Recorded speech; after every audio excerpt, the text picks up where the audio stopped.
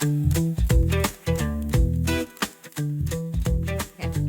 nice. You good? Yeah. I'm a bit stressed now. Are you nervous? Very. I feel like I just got nervous as well. Hello, everybody. Welcome back to another episode of With Meg. Today, I am here with my friend Emma, who is a naturopath, a supplement company owner. You're a mommy. I am a mamacita. Yeah, that's perfect. I was going to say, have you seen that? Tara's been wanting me to film a TikTok with her about her being a mummy and like using that audio, and it be like something about when you tell your boss that you're a teen mum or something like that. Anyway, hi. Hi. How are you? I'm good. I'm good. That's good. Yeah. You're good. I'm good. Love it. So let's get into it. Let's do a little bit of an intro as to who you are, what you do. So you're a naturopath. I am. Yes. I'm elevator pitch. What is it? I'm a naturopath. I'm a nutritionist. I'm a mum. I've got a 5-year-old and a 3-year-old, so tiny little humans. Mm-hmm.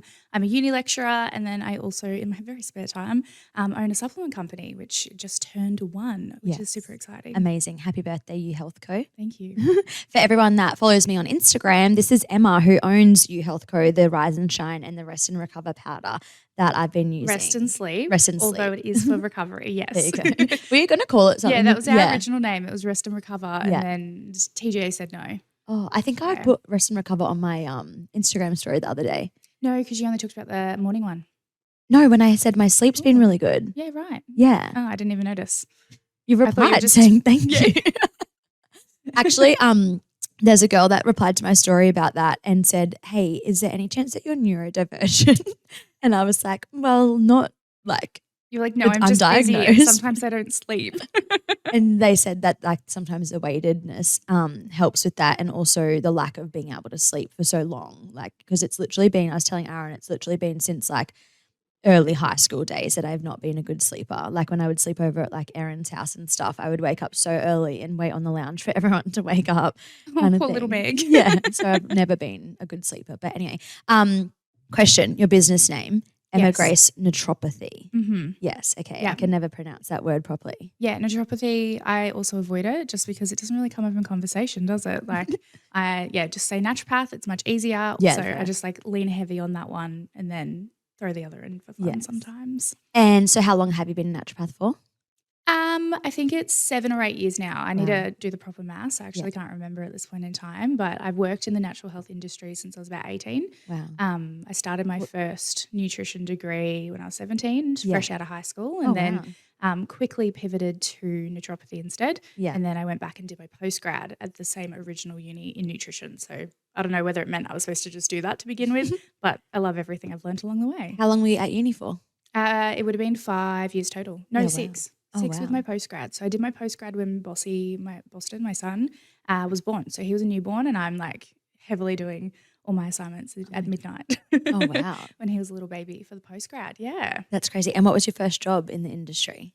In the industry, I started out as a receptionist at a health clinic, so naturopath, nutritionist, and all that. And then I actually stayed there for 10 years. Oh, what? So I started Was as this a in Melbourne? reception. No, this was here. Oh, Yeah, so I moved up here at 17, fresh out of the first year of uni. So actually, that's a lie. I would have been 18. And then I got a job at a health clinic. A new friend at uni sent me the job ad, and I was like, I can't apply. It says you need experience. She was like, oh, just do it anyway. So I did. I got the job, and then I ended up there for about 10 years, receptionist, and then wow, you're only 21. I know. There's no wrinkles inside, even though I'm very old now. I started as a receptionist. I very quickly, within about a year, became the practice manager, and then I did that. I graduated uni as a naturopath, and then I actually started contracting for the company, the clinic that I worked for as a naturopath while I did the management, which was a little bit tricky because I like very much tried to compartmentalize, is that the word? Yeah. Both, because I was very like, I'm never going to be that person that works the front desk and converts all the clients to me. Like I was really hyper aware of all of that. So that was a little bit of a weird time to navigate both. And then Once I was stable in the contract role, because as you know, like as a contractor, there's no guarantees about your income, which is a little bit stressy. Yes. But yeah, once I was stable, I quit the management job. Yeah. Much to my boss's dismay. She was trying to sell the business. She was like, "Please stay, so we can sell you with it." Oh, I was like, "Absolutely not." But yeah, that was it. That was the story. Nice. Yeah. Yeah. And so that leads you to like pretty much now, right? How long ago did you leave that job? So I stopped management maybe 3 years ago. Yeah, I feel like I knew you. You when would have you known did, me. Yeah. Yeah, absolutely. So Crazy. yeah, Boston had just turned 1. Yeah. Roughly. Yeah. I can't really remember the So early how long years have we of him. known each other for then? It was, well, I got a voucher for Christmas. Yes. So it would have been a Christmas, maybe 3 Christmases or 4 Christmases ago. 3. Yeah, I feel like you were at the studio as a client for I would have a just year. had Bossy. Yeah. Yeah. And so I had the studio for a year. Yeah. When I opened the gym. And our lift's turning 2. So yeah. So let's 3 do years. some maths. 3 years. Yeah, 2022. Yeah. Started 2022. Crazy. Bossy would have been 1 and he's 21. Yeah. Yeah. There you go. Yeah, that's crazy. Time flies. And now I'm going to your wedding in 2 weeks. How exciting. Emma's gone viral on TikTok with her wedding dresses, or is it just the one? It was actually 2, and now I'm terrified of TikTok and I will not re-enter the TikTok space. But are you going to do it for your business? I need to. So I originally, when I got engaged, I went a little bit crazy, as you know, and I just got very excited. Yeah. And I was like, oh, I'll start a wedding TikTok just to obviously get the algorithm and see all the wedding videos. I was like, that'll help me. And then I was like, oh, I'll practice videos where no one I know will see them, like because I just hate being in front of a camera. I'm getting a little bit better at it with like my Insta stories because social media is obviously so important for conversion so people know who you are. Yeah. But yeah, I just hated it and I hated being in front of a camera. So yes, I did my little wedding TikTok as a trial and then I went viral twice. What's viral? How many views? I think one hit 1 million. What? And then the second, not too long ago, maybe hit 500,000. Oh my God, no way. It was really, it was wild. Oh, that is was viral. Yeah. The first one was unintentional. It was just that I'd accidentally like baited. I was going to show a wedding dress that I bought and I never did. So all the comments were just angry, like, "Oh, you never showed us." And I was like, "Oh." So it wasn't a good viral, and maybe not worth it. People on TikTok are ruthless. People on TikTok are crazy. It is so different to Instagram, which I think is why I'm also terrified to do like health content because it's such like a wild west of health content, like anywhere, but particularly on TikTok of being like heavy metal detox and all that like rubbish. Yeah. Not that it's rubbish, but like everyone's just like a bit much. Yeah. I feel like they're all a bit looser on TikTok. Like they don't have, like a filter or something. It's like there's no laws. Yeah, it's weird, hey. Literally Wild West. Yeah, it is crazy. And so then what was the second video? The second was I just bought my wedding dress. Oh yeah. Which I went to 3 places and the third I actually went by myself. And I just had such a good experience because the first time I went shopping with like my bridal party and everything, I hated every second of it. Yeah. Just being a size, 14 to 16, like I wasn't the shelf, size. And then my size was talked about the whole time, which I really hated. Like from the shops that you went to? From the shops, but also my bridal party, like in a nice way. Like obviously they love me, but it was very much like, oh my God, I can't believe they don't stock your size. And you should buy a wedding dress from here because they do stock your size. And I was like, can we just not talk about my size? Like I just didn't care. Yeah. It wasn't a thing in my head. So like it was just annoying that it was talked about. So I made a video about it and how, it shouldn't be the factor as to why we're shopping or buying wedding dresses. And that obviously went viral for a good reason this time rather than the bad reason that the other one did. Yeah. But now I've just like quit TikTok because I'm scared. Until you get on for your business. Until I try again. Yeah. Do you get, you mentioned before about conversions via Instagram. Do you get much like customers through there?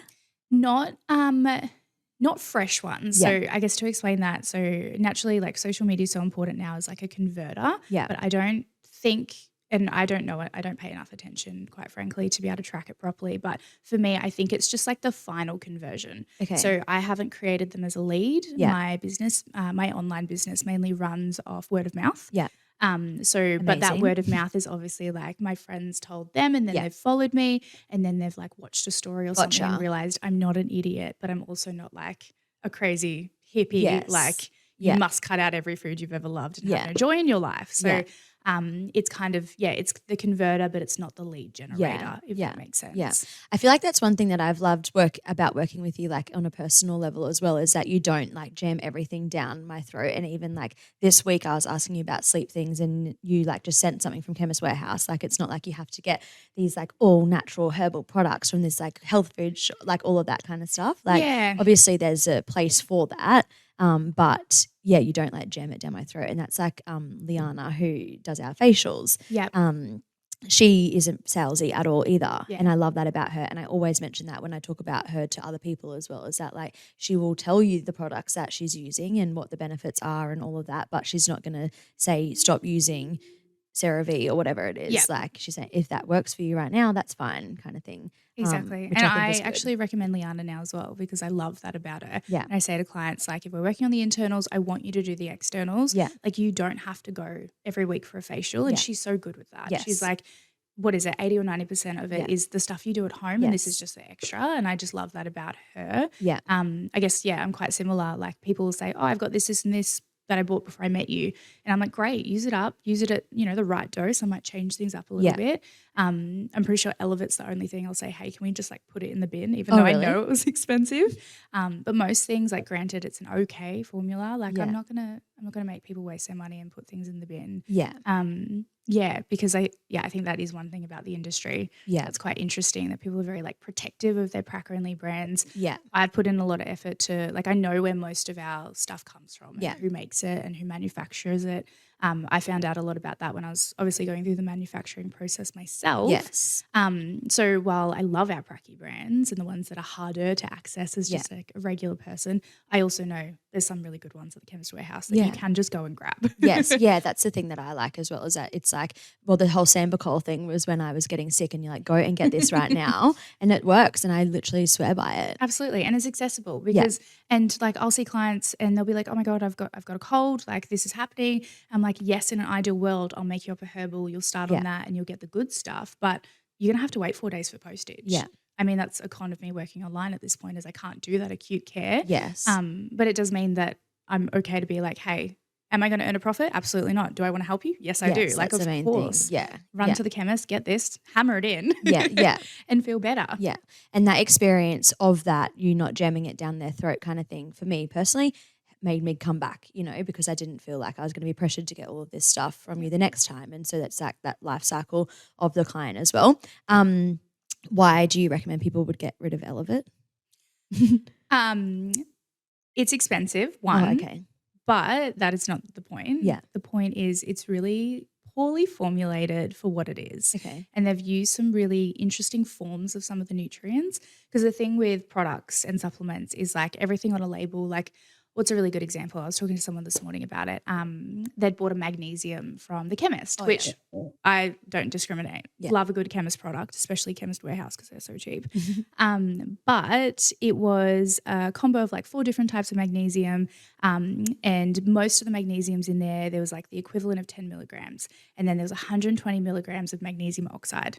So magnesium oxide, quite frankly, does nothing. Like it's just rubbish. It's cheap. And it doesn't do much. It's like a filler. Like it's still able to be in there because obviously it's still a form of magnesium. There's still an equivalent magnesium in there, but it just doesn't do that therapeutic kind of action that we're looking for. So is that then that person's going to go, oh, magnesium doesn't work? And it's like, well, did you look at the type that you were using? So similar idea with Elevate is, we've got forms of vitamins, we've got activated forms of vitamins, which means that they bypass some of the some of the processes for the body to actually break them down and utilize them. So when it comes to a natal vitamin, like good example being folate. So a big topic, obviously, being folic acid's been like heavily studied for spina bifida prevention. So it's always needed to be in our natal vitamins. The thing with folic acid though is about 50% of the population have a genetic mutation. That means they don't break it down and use it. Oh, wow. So there's actually some studies correlating it to like early loss. And it's like, well, do we go and do all this genetic testing? Absolutely not. Like that sounds like a big waste of time unless you're, in the throes of infertility and it's been years and years. Like absolutely I'll recommend it. Early fun stages of I want to try for a baby. Cool. Let's just pick the vitamins that, will bypass that. Makes the most sense, right? And so what are those vitamins that bypass that? Just your activated forms of folate. Right, So okay. you've got folinic acid, there's like your methylfolates. Yeah. There's always just different types of the same idea, Yeah. but they just work differently Yeah. within the body. Yeah, nice. Love Yeah. that. And so you, through like your naturopath side of the business, you work a lot with fertility, women's health and fertility, hey? I do. So I've never been one to niche Yeah. until about maybe 2 years ago. I never actually wanted to be a practitioner, a one-on-one pracky. Oh, So, really? Yeah, I know. Wild turn of events. And if you would have told me that my passion would have lied in women's health, fertility, and children's health, I Yeah. literally would have punched you in the face. What did you originally want to do? So when I was at uni, I didn't know what I wanted to do, okay. first of all. I was just doing the degree. I was learning, loved it, great. And then about halfway through my degree, I decided I wanted to be a uni lecturer. That was my goal in life. So I wanted to be a lecturer, mainly because I had so many bad lecturers that I was like, I could do this better. I'm going to do this better because I love the topics. I want people to learn it. I want people to be passionate about it. And then I found out that to be a uni lecturer, particularly in our field, you have to have 5 years of clinical experience. Oh, wow. So I was like, okay, I'll go tick that box. Lucky, like I was very fortunate that I worked in the clinic and then I, fell into that contract role. Which meant that I could get my 5 years of experience, even though I didn't really want it at the time. I was good. I was good at it. In student clinic, I always said, not my goal, not what I want. And my lecturers were a bit like, it should be you're good at it and you're quite diplomatic and you're quite good with people without being too empathetic in terms of I don't take things home and cry about it for days, which I think is a really big pro because it can be really easy, particularly working with infertility, having kids, being pregnant, getting pregnant myself, that would have been really hard otherwise. So that's a long-winded version of saying, I didn't want to work with it. I wanted to be a clinic uni lecturer. Yeah. I did that. I'm now that. I've reached the goal. But in the midst of that, I obviously did my dues. I saw my clients and then I was like, oh, damn, I actually do love this. Yeah. And then when I actually fell pregnant with my daughter, so Summer's now 5.5, that's when I realized, I actually really enjoy the science behind it, how much we can do in pregnancy, in that preconception phase as well. Yeah. That really sparked off now what I'm becoming is this little niche of mine that I really enjoy. Yeah. Being, Do you think that it's important in your industry to be niche, or do you think it doesn't matter? Or yes and no. So I have students ask me a lot at uni because the students I work with are about to graduate. Yeah. So they're like, oh, what do I do? And I think a lot of us have different opinions, as with everything in life. I really strongly believe in don't niche. Yeah. And I think any social media manager ever would say that is horrible advice. The opposite of what they say. Hey, But if you're looking at it from social media, of course, if you niche, your content is going to reach those people and that's going to help you facilitate growth. I'm thinking of it from a learning perspective that if you don't niche, you then get to experience all of it. Because like I said, no one could have told me that I would have wanted to work with fertility. Yeah. And I would have done that willingly. Yeah. Whereas I had to, first of all, because where I worked originally, I felt like a little bit of a GP. Anyone could just walk in with whatever and I just have to work it out. Yeah. And I did. And that was fine. And I learned so much because of it. Yeah. But then I also realized I don't really like this. I do really like this. Yeah. And I was able to do that while also learning heaps about lots of things. So now if someone sits down and they say something really random, I have an answer, which I think is really cool. Because of past experience. Absolutely. And because I had to. I didn't really have a choice at the time. Whereas if you go out and niche, or if you decided to become a nutritionist tomorrow, great. And you decided I only want to work with, pregnancy and fertility. What happens if you get a year into that and you realize you actually don't like it? Yeah.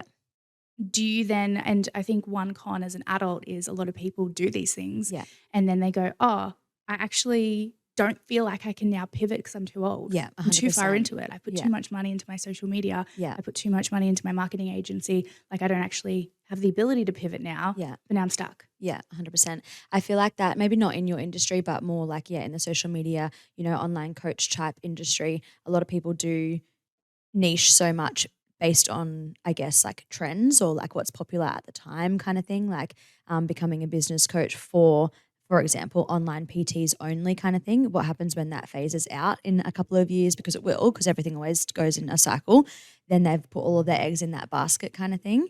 I'm seeing so many coaches online these days that have gone down that business coaching route and they were, all about scaling your business and building your business and all that kind of thing. But now they're pivoting to how to let AI to work for your business, because they've like basically done themselves out of a job, because you can have ChatGPT be your business coach for $0. And now these business coaches have no job. So now they're going down the route of like how to get AI to be like beneficial for your business kind of thing. I mean, you got to stay relevant, right? Yeah, exactly. What was I just going to ask for? And so going back to the like the women's fertility side of things, like, so if someone was looking to, you know, get pregnant or to start that pregnancy journey, what is there anything that you like recommend in general sense kind of thing? Like, obviously you don't know it's people specific, but yeah. So if someone sat down and they were in like the fun stages where they're like, oh, I'm thinking of having a baby, great. Like that's very exciting. Yeah. What I'd recommend there, because my recommendations there versus someone who's tried for a year and then come to see me, very different. Oh, not overly, but like still different. I think number one would be like just take a checklist of your own health. Because at the end of the day, pregnancy is hard. Yeah. It's hard on the body. It's hard nutritionally. So number one would be like, I'm a pathology nerd. So it would be a blood test. Yeah. I think that's what you made me do first. Yeah, always. Yeah. If you want to talk to me, actually, no, you don't have to, but I'm always going to recommend it because there's nothing like data. Yeah. And I think there's also nothing like data to not only confirm things for me. I'm great at an educated guess, but I'd rather not. Yes. Because it's not going to waste your time. Yeah. But it could. Yeah. So blood tests are great because from a nutritional standpoint, we want to make sure obviously all of those are checked off before you even think about falling pregnant. Yeah. And while a natal vitamin is great for that, like obviously you'll start on one of those. Yeah. But what if there's all these deficiencies? Mm-hmm. So rectifying those before you even think about falling pregnant would be my number one, because there's actually nothing harder than being pregnant. And then what if you're sick the whole entire time and you're being told you're iron deficient, you're B12 deficient, and you're vitamin D deficient? Like you're not going to be able to keep down anything. You're not even going to be able to keep down your prenatal, which is why we do preconception work, because then if that does happen, and like there's things we can do obviously to help support morning sickness and nausea, it's not perfect. Like I'll be the first one to say, as a naturopath, I was very unwell with both my pregnancies. I tried all the things, and the only thing that worked was eating McDonald's hash browns. Like, oh my God. My kids are literally made from potato. But it didn't matter because, well, it did matter, but it matters less because we did the preconception work. Like I was in an okay state that I knew nutritionally my kids were going to be okay. Yeah. And then I had them, and then obviously I did the recoup after that, which is also really important, is that postpartum care, which a lot of people forget about. They have their baby and they're like, oh, I don't need my natal anymore. And I'm like, yes. Are you okay? And they're all tired and they're all not feeling amazing. So back to the checklist. So number one would be bloods, just making sure you're like nutritionally okay. Mm-hmm. Number two would be obviously your partner. Yeah. Always has to be looked at because, 50% of fertility outcomes is based on the male as well. Yeah. And they very much so get forgotten. Yes. Yeah. Until it's kind of like, oh, why is this not happening? Or, why is XYZ happening kind of thing. So that would be number two. Same idea. Like maybe he can get a blood test. Mm-hmm. Maybe he can go on a prenatal, maybe both. Like we go through all those kind of checklists. And then, everything else would depend on where you're at, right? Yeah. Like hormones are another big one. Like, are you ovulating every month? Do you even know what ovulation is? Yeah. Do you know what signs to look out for at that mid-cycle point that means that you might be? Like, do you want to track it? Like, what can we do there? Yeah. Or once again, is it data? Like, if you really know that I've got PCOS and I've had this for a really long time, you might have some issues falling pregnant. Yeah. It doesn't mean you can't. Like, obviously, some 18-year-olds are told, oh, you've got PCOS, you'll never fall pregnant, good luck. Yeah. Which is traumatizing, firstly, and it's happened to so many people, but it's not. It's just great. We've got to actually work on your hormones, and it's not the hormones themselves. It's actually just how are we going to get ovulation, how are we going to get progesterone, estrogen stabilized after ovulation to actually facilitate implantation outcomes. So hormones are important. So that would be the third. And then I guess obviously like a diet check and like a lifestyle check. Like if you're still drinking and doing a bag every weekend, then we might have to look at that. Yeah, might have to change some lifestyle. We might have to do that now rather than waiting until the second you get the positive on the pregnancy test. Yeah. Because sadly that does impact the eggs. It does impact the sperms, even like prior to, getting close to that trying to conceive point in time. So yeah. And so like part of my absolute ignorance in this field, but if someone is super deficient in certain things, if they have certain deficiencies, can that lead to more sickness during pregnancy? Or is it not? That's not a thing. Yeah, not necessarily. Like morning sickness has so many factors. Gotcha. I'd say a really big one though is liver health. So that's where, the lifestyle side of things can come into it. One big just like general sign of like poor liver detoxification pathways is nausea. Yeah. So even as a non-pregnant person, you can feel really yuck and sick randomly, or because you smelt something that was a little bit too strong. Yeah, right. So if that's not optimal prior to pregnancy, I would say you're at a higher risk.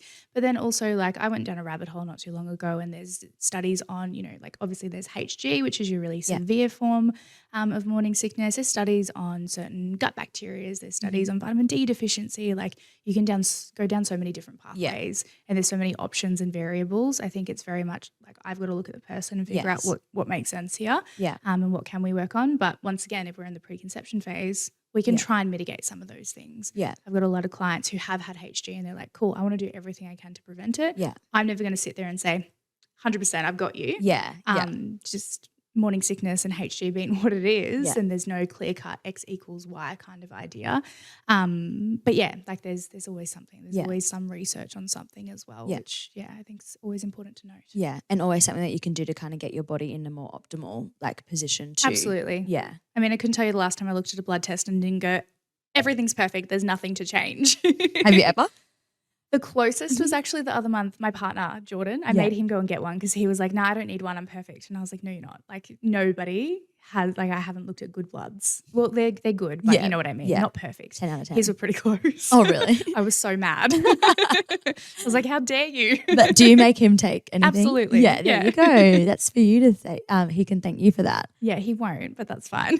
And I love also that you get your kids involved in all of it as well. So what do they take? They take. Oh my gosh, what don't they take? But they love it? They love it. Like every night they have a little shot. Yeah. So they've got some liquid herbs in there. They've got some fish oil, cod liver oil in there because of the vitamin D for their immune system. And what else do I put in there at the moment?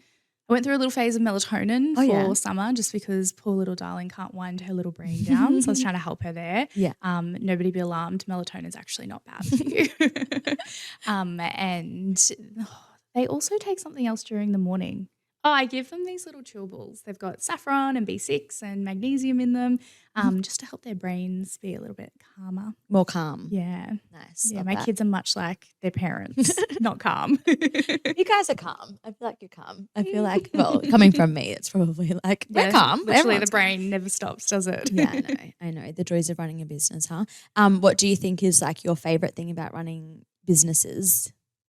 Ooh, I think just the flexibility. Yeah. So that has its pros and cons. Yeah. So, I mean, school holidays is a great example. Yeah. Perfect. So my daughter just started prep this year. So that's been like a rude awakening, quite frankly, for us. But yeah, the flexibility for me to be able to go like, oh, yeah, you know what, I can take, Tuesday, Wednesday, Thursday off. Yeah. I still want to work. So I don't really want to take 2 full weeks off because actually it just ruins my weeks after that. Yeah. Because then I'm overly busy and stressed. But my partner is great as well and he'll take time off. But I think flexibility, I mean, as you know though, like you've got flexibility, but it means that you've got a really busy work day. Yeah. And then the next day you might, have a sauna or be able to go for like a leisurely 2-hour walk and a brunch. Yeah. But it doesn't mean that the day before was not chaos. Yeah. I mean, that was me yesterday. 100%. Like I literally was just like stuck into clients all day, which I loved. Yeah. It was great. But I was also up doing paperwork till midnight. I still have outstanding paperwork today that I should be doing and I'm not. Instead, you're here. Instead, I'm here having a chat, which is good. But and I went to a sauna this morning and I didn't go for a walk because it was raining, which was really rude. But I did go for brunch and all those things. What sauna did you go to? Where did you go? In a Bloom. Oh, that's right. Yeah, went to Jade. Yeah, down at Woody Point. Yeah. I was almost late because I crossed the Redcliffe Bridge and then by like autopilot, I was like, oh, I'll just head to the clinic I work at in Redcliffe. And then I was like, where am I? Oh, no. This is not where I'm going. Clinic? Where's her clinic or no, my where's clinic? your clinic? It's like right in the middle of Redcliffe. Oh, shit. So definitely all the way back. Yeah. So I've like gone through Clontarf and I'm like driving down. I was like, what am I doing again? Because it's 10 o'clock and I should be somewhere. Oh, shit. Her sauna is so good. I don't know why. I don't know whether it's because I do the lymphatic drainage beforehand when I've been and then I go into the sauna and so all the like detoxification process 100%. has started. But I don't sweat. Like I went to a sauna the other day, an infrared sauna, and I didn't sweat at all? It's the lymphatic drainage before, because you're just Is it opening 100% every that? 100%. Yeah, okay. Yeah. Yeah. Like, I love her sauna. It's not special in terms Yes. of making you sweat more or Yeah. hotter or anything. It's the lymphatic before. Yeah. Did you get that yesterday? No, Or just the not sauna today. yesterday? I just did the Yeah. sauna Oh, today. today, sorry. Yeah. Yeah. And so, okay, so yeah, I totally understand and agree with what you were saying about the flexibility. I feel the same. I feel like I go in waves of like having these really free days and I'm doing all of these fun things and appointments and all of that. But then the next day, it's like yesterday when it was like a 15-hour work day from start to finish. And that was all I did. It's so fun, isn't Yeah. it? But no one sees it. Like, No. nobody sees me up at midnight doing paperwork Yeah. after my kids are in bed, knowing one of them's probably going to wake up in an hour or two. Yeah. Like, they only see the fun stuff and they're like, oh, so lucky that you got to go to all your appointments and do all the School things. drop off. And School drop off and like the leisurely coffees and whatever. But it's like, no, you don't get to see when I'm like crying in bed at midnight, because I then can't fall asleep because I'm so wired because I've been up working so late. 100%. Or like the weekends where I spend like the first part of Saturday like tidying anything up from that morning or whatever, and then all of a Sunday is spent getting ready for the next week, like all of that kind of thing. Yeah. So what do you think is your not so favorite thing about running a business? And you run I'll let you answer that first. Ooh, I'm curious now. The second part, my not so favorite thing about probably just like it's not unreliable, because like I'm pretty okay. I've been doing it for long enough. Like, I've got a good flow with all my different like leads and everything. But probably just like that one week can be so incredibly good, and then the next can be kind of like almost like you go into that scarcity mindset that, oh my gosh, I'm never going to make $1 again. Yeah. When like I'm okay. Yes. Yeah. But yeah, probably the inconsistency of it. But I think that's the point of being, your own business. I feel like the pressure of everything, like for me, I'll talk, the pressure of every decision being like a financial decision, really, like realistically, like every decision that we make based on our members could, like maybe that decision makes 10 members really angry and then they cancel their memberships. Yeah. And then I'm 10 members down, or, like it's just so tied to my livelihood, everything that happens. And it's like that pressure and that like just, overwhelming pressure that everything that I'm doing matters. And also for my that business. it's all on you. Yes. I mean, I know like you've got people to talk to, course, and obviously you've got your partner and everything, but that it feels like it's all on you. Yeah. Like I always talk to people and I'm like, oh, like they're like, how do you do it all? And I'm like, I don't know. Yeah. I'm just Sometimes you have surviving, no friends. choice. They're like, oh, you should get a PA and you should get like a social media marketing manager. And I'm like, I should, but then I won't have any money left. Yes, exactly. Like, that's the big businesses, right? They can outsource all of this. Yeah. And then, have that flow and kind of like go into a low set and then be okay. Yeah. But it's like, I don't really want to do that. I have 2 kids. Yes, 100%. Yeah. And also it's not like my business has like hundreds of thousands of dollars in the bank to be able to fork out for all of this U-Butte support and, systems and all of that. Like I often remind myself that like realistically I'm only year 2 of this because I feel like I've been doing it forever because of HIIT and the studio and all of that. Yeah. And my experience has definitely felt forever. But yeah, this is still only the second year of this business kind of thing. Yeah. And so in my head, sometimes I'm like, I should be further along. Financially, I should be further along. Business growth wise, like memberships and stuff. I'm like, no, it's only 2 years kind of thing. Yeah, it's only 2 years. And what do they yeah. say? Don't they say like you should never expect to make a profit the first year of business? Yeah, I was Or is it a actually thinking couple? about this yesterday because I was trying to sell my business yesterday because I was so stressed. And I was like, well, you're not doing too bad. And I was trying to think of what the saying is. I don't know what the saying is. I think it's the first year.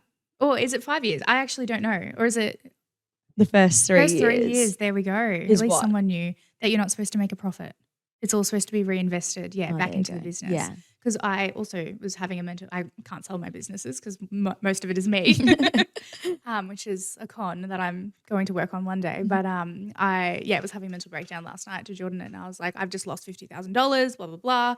And he was like, it doesn't matter. Like at the end of the day, it does not matter because A, you tried, and B, you're only in the first year of business. Yeah. Like, because I was talking about you health Yes. specifically. Yeah. And while we're doing okay, like every time I get a $5,000 bill from the TGA, I'm like, I know. like when you were saying that can the I other go day, I up? was like, oh my goodness. Yeah. Leads me to what I was going to say before is that the 2 businesses that you own are obviously very different. One is a service-based business with the naturopathy, Yep. and then the other one is a product-based business. Yes. So obviously there's been lots of learnings between doing service-based for so long and now bringing on the product-based, but I guess supplement, you've got the TGA like you just mentioned. Yeah.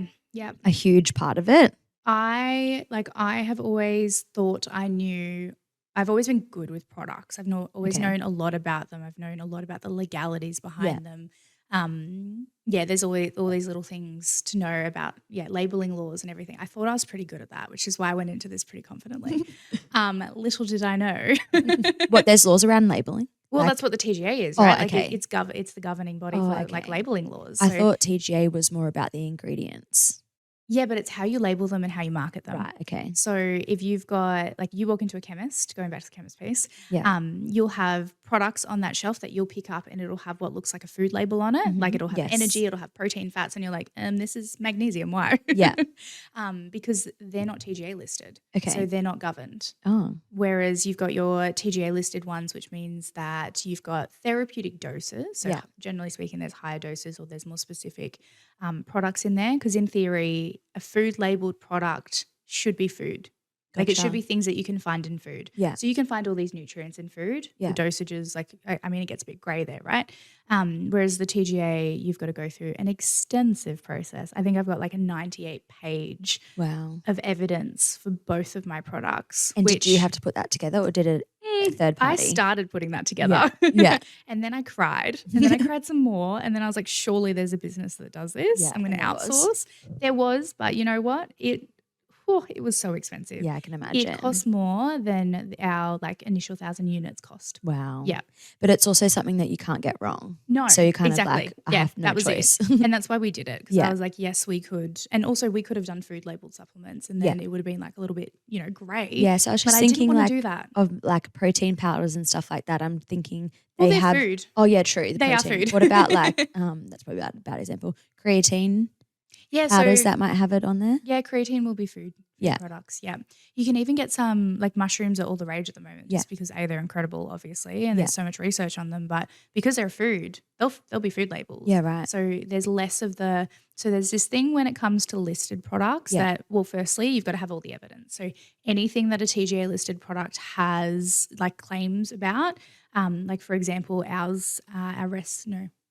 Rise and Shine has relieves mild anxiety on there. Okay. So that wording is not by choice. That Yeah. wording is from the TGA because that is what the evidence suggests. Wow. It's got a little asterisk on it because it's in traditional or it's in like a certain form of evidence Wow. grouping. Yeah. Yeah. So if you advertise outside of that, you can get fined. Right. And there's supplement companies like JS Health have had I so saw that many the other fines. day. Yeah. If you go on their TGA profile, it is actually quite funny to like flick through and see how many things they've been in trouble for.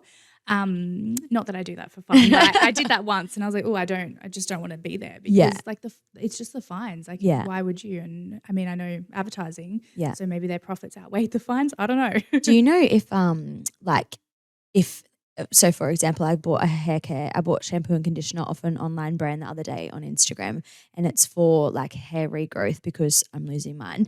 And you're losing your hair. You know what? You should get a blood test. It is coming out in literal clumps. Like it's not good. So it's a journey. We will look out. Yeah. Yes, Please stop buying add it to the shampoo. list. So I bought this brand on Instagram that's known for hair growth and thickening it up and all of that kind of thing. And I was using it and I was like, what if it's not actually going to do this for me? Like they claim all these things, but what if it doesn't? Do you know if there is I don't know any? if there's laws around shampoo. Yeah, like that they claim it's going to do this, but it doesn't. Yeah, I'm don't not know. sure. Yeah. I was just thinking that. I was like, Because I know food labeled products, like they can say whatever because nobody's going to come for them for that. Yeah, Like, yeah, interesting. So what has JS Health gotten in trouble for? I think it was mainly their claims. Gotcha. Yeah. Yeah. I didn't retain any of it. I just looked and laughed. But I think it was their claims that they were claiming their products could do things that the evidence doesn't suggest. Because I mean, and that's great. Like the TGA has its pros, it has its cons. I am allowed to be annoyed at them every month or every week when I have to do what's called pharmacovigilance and check every single ingredient in our products to make sure there's been no, health alerts or like concerns about its use and certain doses. Yeah, it's a whole thing. And that's in Australia and overseas. You have to go through all of the stuff and check it. Also a pain. Yeah, if I outsource that, we'd be definitely not making any money. But, oh God, what was the question? Gone off on my own little rampage. About, oh my God, what were you talking about? What was the question? I can't remember. About do you remember? Does anyone remember? No. Yeah, I can't remember either. I can't remember. Yeah. About the hair care, JS Health, They got in trouble. Yeah. the claims. Not sure. Don't know. Not sure. I got nothing. So, Cut and do you move think on. that would definitely be the hardest part of the product-based business is all of that legality side of it? Yeah, like I love picking and packing orders. Like I've had a product-based business before. When I had my daughter, I started like a bibs and burp cloth company. Oh, did you? Yeah, it was adorable. Oh my God, I didn't know that. And it did really well, but then I got pregnant again and I was too tired. So I just gave up on that dream.